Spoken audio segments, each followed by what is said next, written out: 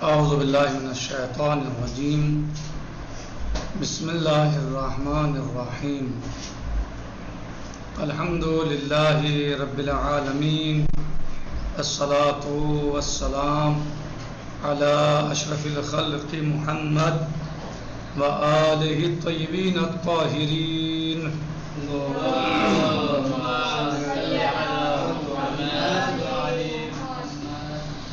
وعجل فرجہم۔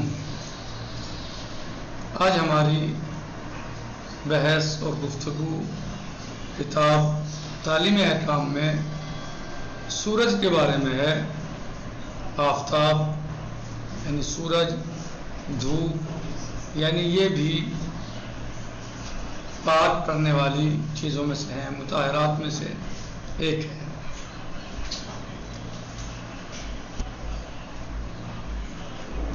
پانی کے بارے میں ہم نے بتایا کہ پانی کیسے کن شرائط کے ساتھ پاک کرتا ہے، پھر زمین کے بارے میں بتایا کہ زمین کیسے اور کن شرائط کے ساتھ پاک کرتی ہے، اور آج ہم سورج، دھوپ یعنی سورج کیسے پاک کرتا ہے۔ کہہ رہے ہیں کہ دھوپ بھی کچھ شرائط کے ساتھ بعض چیزوں کو پاک کر دیتی ہے۔ پہلی شرط کیا ہے؟ زمین۔ دوسری کیا ہے؟ عمارت اور اس کے حصے، مثلا کھڑکی، دروازے وغیرہ۔ جیم، درخت اور گھاس پھوس وغیرہ، ان سب کو سورج پاک کرتا ہے۔ کن چیزیں کرتا ہے؟ کن کن چیزوں کو کرتا ہے؟ زمین کو پاک کرتی ہے، عمارت اور اس کے حصے یعنی بلڈنگوں وغیرہ کو پاک کرتی ہے، اور کھڑکی، دروازے وغیرہ اور درخت اور گھاس پھوس وغیرہ کو پاک کرتی ہے دھوپ یعنی سورج۔ کہہ رہے ہیں پاک ہونے کے شرائط۔ اب یہ کیسے پاک ہوگا؟ دھوپ سے، سورج سے کیسے پاک ہوگا؟ نمبر 1، نجس چیز اتنی تر ہو کہ اگر کوئی چیز اس سے لگ جائے تو وہ بھی تر ہو جائے۔ نجس چیز تر ہو اور اتنی تر ہو کہ اگر اس سے کوئی چیز لگ جائے تو وہ بھی تر ہو جائے۔ دھوپ کے پاک کرنے کا طریقہ ہے یہ، دھوپ کیسے پاک کرے گی؟ یعنی نجس چیز جو ہے وہ گیلی ہونی چاہیے، تر ہونی چاہیے۔ نمبر 2، دھوپ پڑنے کی وجہ سے خشک ہو جائے، چنانچہ اگر تری باقی رہ جائے تو طہارت نہ ہوگی، یعنی دھوپ سے، سورج کی کرنوں سے، سورج سے ہی وہ سوکھ جائے گا۔ نمبر 3، بادل یا پردے جیسی چیزیں اس پر سورج کی دھوپ پڑنے سے مانع نہ ہوں، مگر یہ کہ اتنی باریک اور ہلکی ہوں کہ دھوپ کے لیے رکاوٹ نہ بنے، یعنی دھوپ لگے اس کے اوپر، اس پر دھوپ لگنی چاہیے۔ صرف دھوپ ہی کی وجہ سے وہ خشک ہو، مثلا ہوا وغیرہ کے ذریعے نہ سوکھے۔ دھوپ پڑتے وقت اس جگہ پر عین نجاست نہ ہو، لہذا اگر عین نجاست ہو تو دھوپ پڑنے سے پہلے اس کو دور کر دیا جائے۔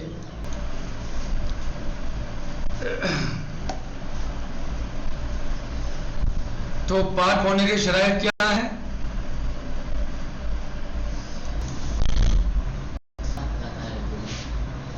کہہ رہے ہیں کہ دیوار یا زمین کا ظاہری اور اندرونی حصہ ایک ساتھ خشک ہونا ضروری ہے۔ یعنی یہ دیکھو دیوار ہے، ادھر دیوار ہے، یہ نجس ہو گئی تو اندر نجاست لگی ہوئی ہے اور باہر بھی لگی ہوئی ہے ایک جگہ پر، تو دھوپ اس پر پڑے گی تو اتنی دھوپ ہونی چاہیے کہ وہ حصہ خشک ہو جائے باہر کا، تو اندر کا حصہ بھی دھوپ سے خشک ہو جائے۔ مثلا اگر سامنے کا حصہ آج سوکھا ہے اور اندرونی حصہ کل، تو صرف سامنے والا حصہ پاک ہوگا۔ اگر زمین یا اس کی جیسی چیزیں نجس ہوں لیکن تر نہ ہوں تو پانی سے تر کر دیں اور پھر اس تری کو سورج خشک کر دے تو چیزیں پاک ہو جائیں گی۔ یعنی اگر زمین یا اس کی جیسی چیزیں نجس ہوں لیکن تر نہ ہوں، نجس تو ہیں لیکن گیلی نہیں ہے، تو اسے پانی سے تر کر دیں، اس پر پانی ڈال دیں اور پھر اس تری کو سورج خشک کر دے تو وہ چیزیں پاک ہو جائیں گی. ٹھیک ہے, یہ تھا سورج کیسے پاک کرتا ہے. اب آئیے اسلام.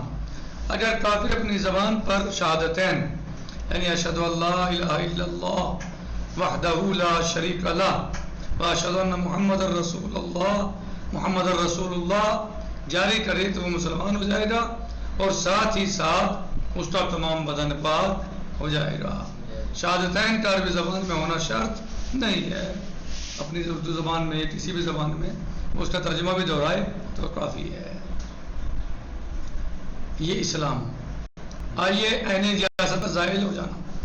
یعنی عین نجاست کیسے زائل ہوتی ہے؟ دو مقامات ایسے ہیں جہاں عین نجاست کا زائل ہو جانا ہی پاک ہونے کے لیے کافی ہے, اور وہاں پانی سے دھونے کی ضرورت نہیں پڑتی ہے. پہلا مقام الف یعنی پہلا مقام,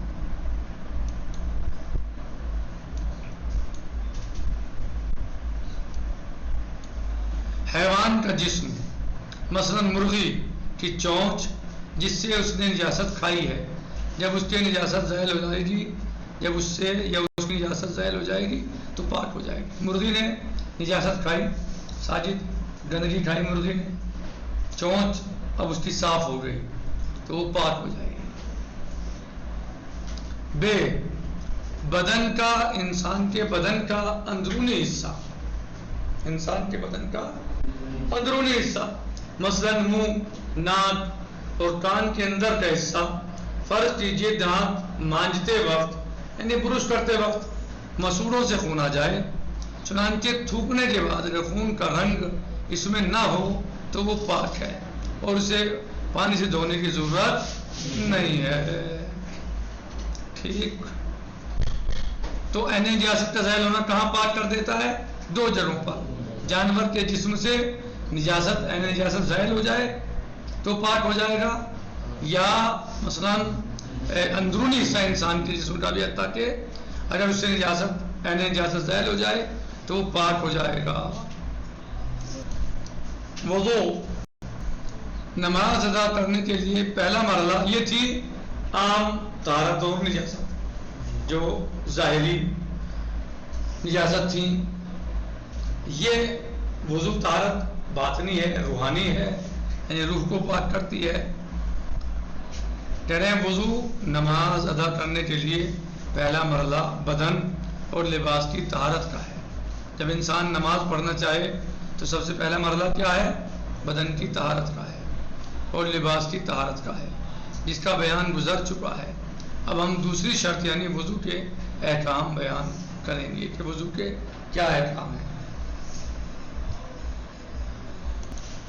وضو پہ آ جاتے ہیں.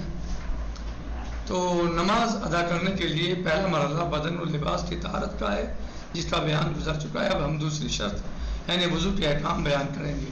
ایک نمازی جب نماز کے لیے آمادہ ہوتا ہو تو یعنی نمازی کے لیے سب سے پہلا کام کیا ہے کہ اس کا بدن اور لباس پاک ہو. اور دوسرا مسئلہ کیا ہے؟ وضو کا ہے. ایک نمازی جب نماز کے لیے آمادہ ہو تو پہلے وضو کرے اور خود کو اس عظیم عبادت کے لیے تیار کرے. بعض مواقع پر اس کے لیے غسل کرنا بھی ضروری ہے, اور جب یہ دونوں چیزیں ناممکن ہوتی ہیں تو ان کی جگہ پر تیمم کیا جاتا ہے. یعنی انسان کے لیے یعنی اس کا بدن لباس تو پاک ہونا ضروری ہے. یہ ظاہری نجاست ہے انسان کی کہ بدن نجس ہے یا لباس نجس ہے. کچھ اس کے لیے اب روحانی طہارت کی ضرورت ہے, وہ وضو ہے. اگر غسل واجب ہے تو غسل ہے, تو غسل نہیں کر سکتا تو پھر تیمم کرے گا وضو غسل کے بدلے.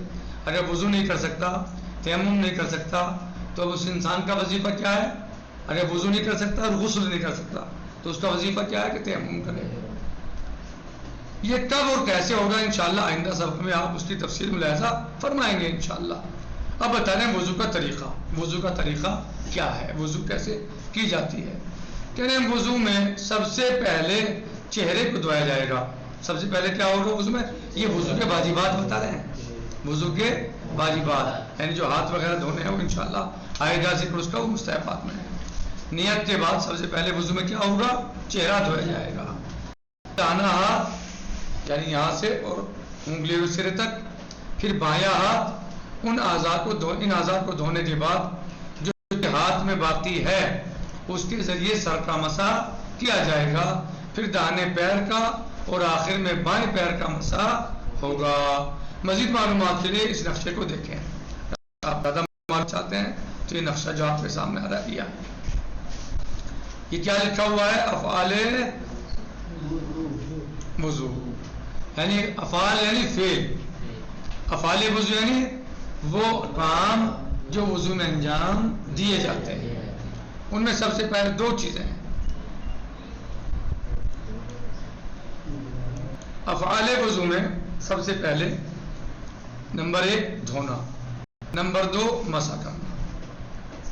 اب دھونا کیا ہے؟ دھونے میں یہ چیزیں ہیں. چہرہ کتنا دھوئیں گے؟ پیشانی کے اوپری حصے سے ٹھڈی تک. چوڑائی میں انگوٹھے اور درمیانی انگلی کے بیچ میں جتنا حصہ آ جائے. یہ دیکھیں، یہ انگوٹھا، یہ انگلی، یہ درمیانی انگلی ہے، جتنا حصہ ایسے آ جائے، ایسے. یہ آپ کرنے کے بجائے مجھے دیکھ لو کرتے ہوئے تو اچھا ہے. صحیح، جتنا اس درمیان میں حصہ آ جائے. دیکھ رہے ہو؟ ارے مجھے دیکھ لو بھائی، مجھے دیکھ لو. یہ جائے، یہ حصہ آ جائے ایسے، اتنا حصہ. یہ کیا ہے؟ دھونا واجب ہے. اتنا حصہ دھونا واجب ہے. صحیح.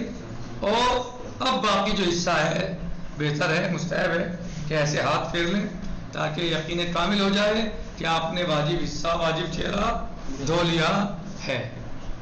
صحیح. لمبائی میں کیا ہے؟ یہاں سے بالوں کے اگنے کی جگہ سے یہ، اور ٹھڈی کے نیچے تک یہ تک. ٹھیک ہے. چوڑائی یہ انگوٹھا اور انگلی کے درمیان جتنی جگہ آ جائے. صحیح. یہ تھا چہرے کا دھونا. کیا ہے کا؟ ہاں. لیکن بہتر کیا ہے؟ پھر مستحب ہے کہ آپ ایسے ہاتھ پھیر لیں تاکہ آپ کو یقین ہو جائے کہ آپ کا چہرہ جتنا دھلنا چاہیے وہ دھل گیا ہے. احتیاطاً ہاتھ پھیریے، مستحب ہے کہ اسے بڑھا کے دھوئیں.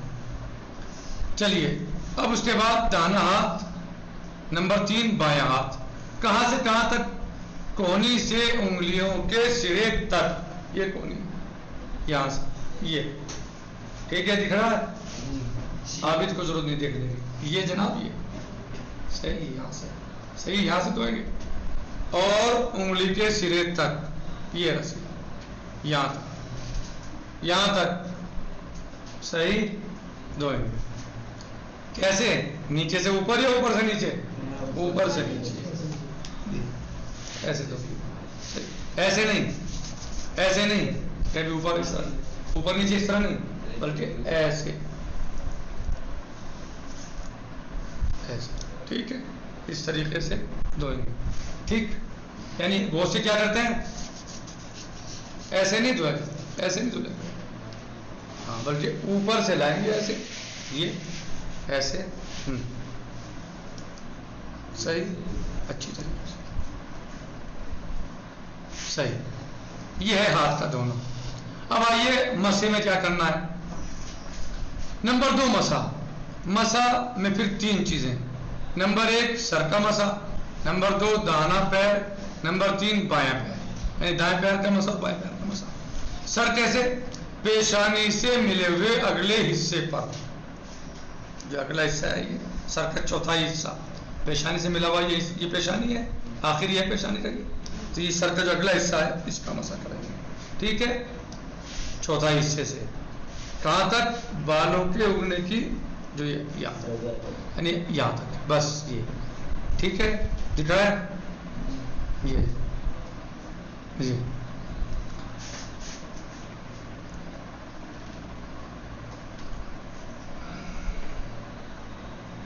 یہ کہاں ہے؟ سر پر. داہنے پیر کا مسح اور بائیں پیر کا مسح. کیسے؟ انگلیوں کی نوک سے لے کر پاؤں کے جوڑ ٹخنے تک. انگلیوں کی نوک جو پیر کی انگلی کہاں ہے؟ کہاں سے لوگ؟ ہاں، یعنی جو انگلی نوک ہے باقاعدہ اس سے لے کر، جی ایسے نہیں، ایسے نہیں، دوبارہ کرو. ہاں، یعنی باقاعدہ انگلی کے بالکل سرا جو ہے وہاں سے لے کے ٹخنوں تک، یعنی گٹے تک جو ہے، ٹخنے تک جو جوڑ ہے اس تک، یہ مسح ہے۔ افعال وضو کی تشریح، اس کی وضاحت انشاءاللہ کل آئے گی، کیونکہ وقت تمام ہو چکا، یہ کل آئے گی انشاءاللہ۔